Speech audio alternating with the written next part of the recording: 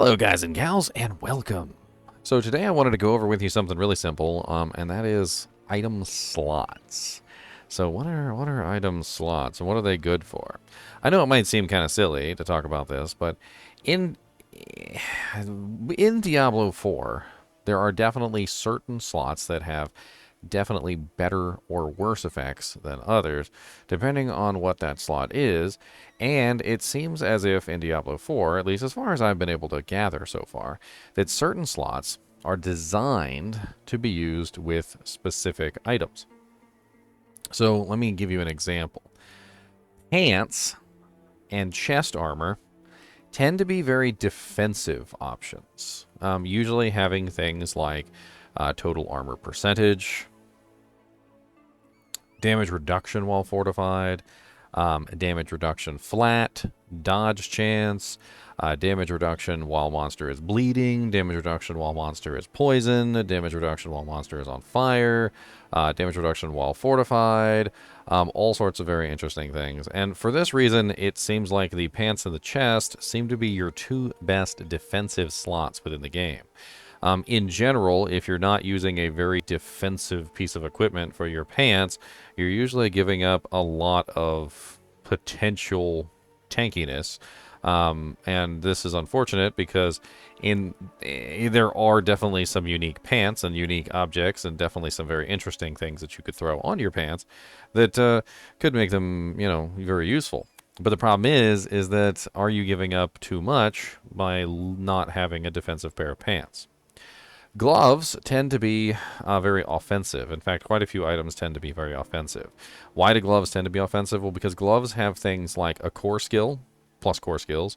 They also have a crit strike chance up to a really nice 12%, which is very nice. And on top of that, they tend to have other offensive stats. Amulets also tend to be very offensive, and they usually have things like plus damage, plus bone skill damage, passives, and plus to skills, which can help you with specific bonuses. On top of this, the amulets also increase the aspect that you put on them by 1.5 times, which means that in general, you're best off putting one of your most offensive aspects on the necklace, which will enhance the offensive nature of the aspect even further. Now, weapons, of course, are very offensive, and in general, you will often find that your weapon slot is one of the most important. And on top of this, your two-handed weapons tend to be even more important for offensive purposes because it can double the effect of the legendary affix. So in this particular case, you can see my bone spear tends to be 195% out of 225%, which is very nice. Of course, it's half that when I put it on a one-handed weapon, like this one, which is only 100% max versus the 225% max on the two-handed weapon, which is really nice. In general, the stats on your weapons should pretty much always be offensive in nature. Things like all stats, your main stat, which is usually, like, for instance, with the Necromancer, it's intelligence, core skill damage, vulnerable damage, close damage, whatever it is that you're looking for specifically, it's usually going to be a damage stat on your weapon.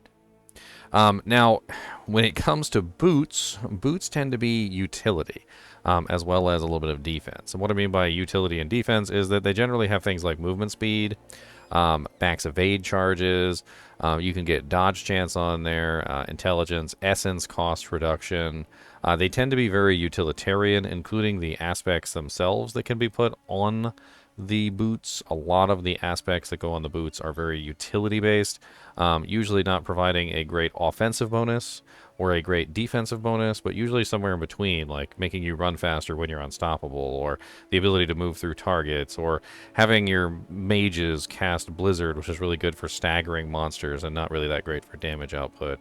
There's tons and tons of different aspects, of course, that you can put on your boots, but it definitely does seem to be more toward utility than damage output.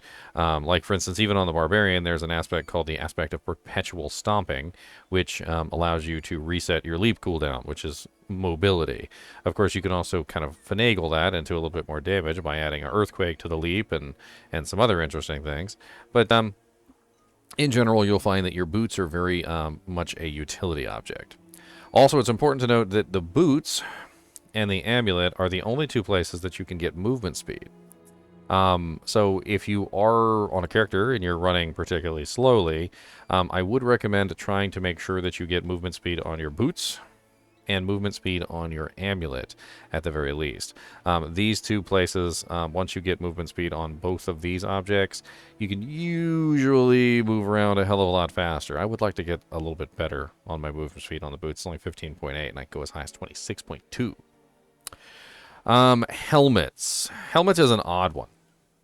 So helmets seem to be kind of like a mix of both defense and utility. They do offer some very nice utility stats like maximum essence, essence cost reduction, cooldown reduction, things like that. But you can also get some very good defensive stats on them as well, like life, all stats, and various other decent stats. It's actually quite nice because the helmet slot definitely works to kind of like fill in the gaps maybe that you're missing on some of your other pieces of equipment.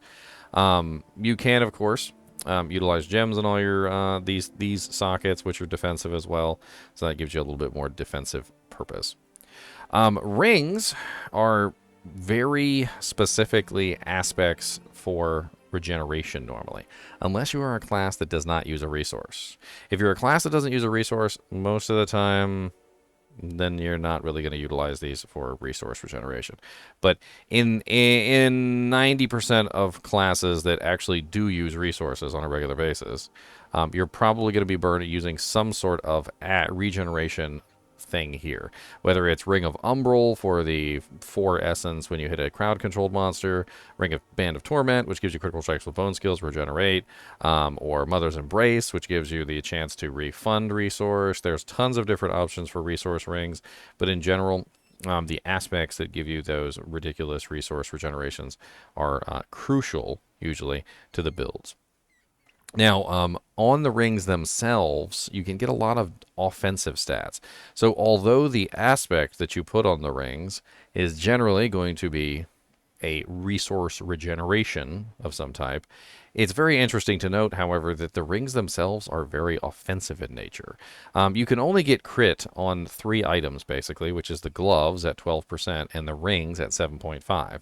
So if you put your crit on your 7.5 crit on both rings, you get a nice, what is that, 15% crit there. And then you get another 12% crit on the gauntlets, which is going to give you, what is that, 15, 27, so like 27% crit if you can cap out both, which is not bad, considering if you take a look at my crit right now, I'm sitting at 41%, so 41.7. And that's, of course, not including things like Bone Storm, which gives me like a 20% crit whenever I use it. And then I also get like increased crit chance depending on how many times I fire my attacks and blah, blah, blah, blah, blah. Like it goes up really high. But getting your character to around like 40-50% crit seems to be the optimal number so that after you've got all your other skills engaged, you can get even more benefit.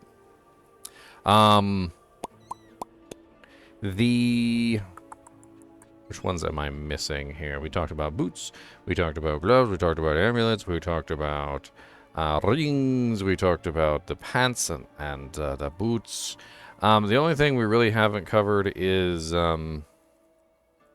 stats for the amulets. I think we didn't really go over stats for the amulets all that much. So the stats for the amulets are kind of crazy. And what you want specifically on the amulets is gonna vary a lot. As I talked about earlier, though, you definitely want to get movement speed on the amulet because it's gonna be a huge boon to your character. But there's like tons of skills and tons of passives and tons of things that you can get. Now on amulets, there's one effect which is kind of important, and it's a scaling effect, which I don't have on mine right now. And it's see if I can find one on an amulet in here. It's percentage-based stat bonuses. So here's a good example. So this one is 7% intelligence. It goes up to 7.3, and of course when you upgrade it, it goes up a lot higher than this, by the way. But it's a bonus to a specific stat. And it's definitely, I think, one that you want to get on your amulet, pretty much bar none. I don't have it on mine right now because I still need to re-roll mine, which I will eventually, but my ossified essence passive on there is perfect, so I'm looking for another ossified essence. But getting a nice 7.3 roll and then upgrading it can go a lot higher, and that can go a long way to increasing your overall intelligence. I believe it goes up to as high as about like 12-ish%, I want to say. So a 12% bonus to your intelligence. So right now, as you can see, I have 1,048 intelligence. So plus 12% is a pretty decent little hunk of intelligence that you get to add on from the percentage. And this, of course, scales with the more intelligence that you have. So the higher you build that, the more effective the percentage-based bonus intelligence that you get on the amulet is going to be. And the thing about the amulets is they really do have like a crazy number of rolls. As you can see by this one, there's tons of plus to skills you can get. Curses, terror passives, macabre skills, all sorts of crazy stuff rolls on the amulets. You know, like this one has +2 Death's Reach passive. There's also some damage reduction stats on the amulets as well. And the amulets just tend to be these absolutely crazy things that have like a million freaking stats on them. So choosing exactly what you want on the amulet tends to be a little bit difficult, especially when you start to realize that you have like even other like silly things on there like shrine buff duration, ultimate skill damage, which isn't going to really come into play for most characters because most characters aren't relying on their ultimate for damage output, although some are. And even then, like, you know, it depends. But going through my amulets here, you can see we have things like critical strike against injured enemies, damage reduction from close enemies. We've got critical strike chance against injured enemies. In general, I don't really recommend taking the injured stuff, not because I don't think it's useful against injured enemies, because it certainly is. Like when you're fighting Uber Lilith or something and she's injured, it's going to make a huge difference in the fight. But as a general use case scenario versus like monsters all throughout the world, it tends to be kind of a poor one. So I can find some other cool ones in here. So we got Healing Received, which isn't really a very good one. There's a 23% damage bonus for 4 seconds after killing an elite, which is kind of an odd one. I guess if you're going really fast, that could be interesting. There's Regeneration while not damaged recently. There's Fortify Generation. I mean, the number of stats that roll on the amulets, it tends to be like so crazy that I was going into the rings there, but it tends to be so crazy that like it's very difficult to find a perfect amulet. It's extremely difficult to find a perfect amulet, and a lot of the times you end up in situations where you just kind of choose, like, you know, the best thing you can find at the time. So a recap, really quickly, just to go over this one more time. Pants and armor are almost strictly defensive, and you should try to get defensive stats on both of these pieces. Your gloves are almost strictly offensive, and you want to try and get as many offensive stats as you can on the gloves, including critical strike chance, because it's one of the only places that you can get critical strike chance is on gloves, and rings, of course. Rings, speaking of, are mainly offensive stats. You can get some life, I believe, on rings, but for the most part, rings are almost entirely offensive stats for the most part, and critical strike chance is one of those because it's one of the few places that you could actually get access to critical strike chance with a cap of 7.5% at the moment. Amulets are completely full of all sorts of modifiers, and it's going to be hit or miss what you want. But you definitely want to at least get movement speed on there, especially if you're a necromancer, because you don't have any movement speed abilities, and that helps out a ton. This can be extremely useful in a lot of ways. Things like plus to skills for specific passives, plus to skills for whole trees, bonus damage, damage mitigation. There's tons of various things that you can roll in the amulets. But for aspects, they generally tend to be offensive slots.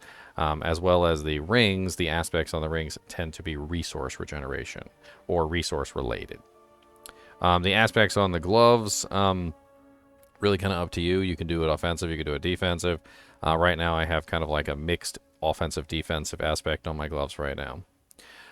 For your armor and your boots, or sorry, your pants, these tend to be kind of like offensive defensive as well, depending on what you want to do. But the stats on these should be defensive. Your helmet is a utility / defense item, so it tends to be one that you're going to use utility things for: cooldown reduction, maximum essence, all stats, maximum life. There's definitely some variance here on depending on what you're going to get, but the helmets generally tend to be kind of like a utility option. Your boots are also utility as well, so you generally tend to get things like movement speed, essence cost reduction, dodge chance. There's a bunch of different things, max evade charges and whatnot. I also think we should probably talk about this for a second, is the effects on the items. So some of the items, specifically the boots and the pants, have special effects. So as you look at them, you'll notice that they have things like, while injured, your potion grants movement speed, or, like, what is it? See if I can find a different one. While injured, your potion also restores 20% of your resource. The best one, in my opinion, on the pants by far is this one, which is while injured, your potion also grants you a 30% maximum life as a barrier. So basically, if you're in a situation where you're about to die and you tap your potion for whatever reason to save your life, it will also give you a 30% maximum life barrier as well, which is just amazing. Very, very good defensively. Obviously, it's not going to prevent you from getting one shot, but if you do find yourself in a dangerous situation, this one seems to be one of the best options. For boots, there's tons of different options for boots. There are things like attacks reduce evades cooldown, evade charges, evade grants movement speed, and there's tons of different use case scenarios for these, but in my opinion, the best one by far is the +3 max evade charges, because it gives you multiple evades, and you could utilize this in a couple different ways to get multiple effects. There is a passive on the sorceress that allows you to teleport or replace your evade with teleport, and then this gives you 4 little short-range teleports, which is pretty cool. The only other one that seems to be useful is this one, which is evade grants 50% movement speed for 1 second. And the reason why this one is kind of interesting is because there is a unique item for the sorceress, which gives you crit based on your movement speed. So when you utilize this for 1 second, you get a huge crit bonus. So you basically just get to like spam it over and over again to get the 1 second crit bonus. So you just tap evade and then use your spell, tap evade, use your spell. It's kind of interesting, but personally I think the +3 evade charges is the better choice. Lastly is the weapons. So weapons, you're going to prioritize your heaviest hitting, your highest damage aspects on the two-handers. If you're a barbarian, you've got 2 two-handers. If you're a rogue, you've got 1 two-hander. If you're a necromancer, you got to choose between two-hander and one-hander. If you're a sorceress, you got to choose between two-hander and one-hander, and same thing with the druid. You got to choose between two-hander and one-hander. But if you have an aspect which is giving you a massive amount of damage, and you put that on a two-hander, it's going to double it, which is very, very nice. Getting that doubling effect from the aspect is very powerful, and it does allow you to get a lot more damage out of your build. Overall, I think that pretty much covers it. If you guys have any questions about specific items or specific affixes or anything, I will do my best to answer.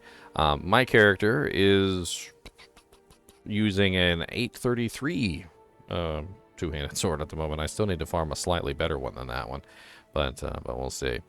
I still have some refining to do on my own equipment, but as I learn more about the game, I'm more than happy to share what I learned with you guys. As always, I do appreciate you guys and gals watching my videos, even when it's just talking about item slots and their usefulness. And as always, keep watching.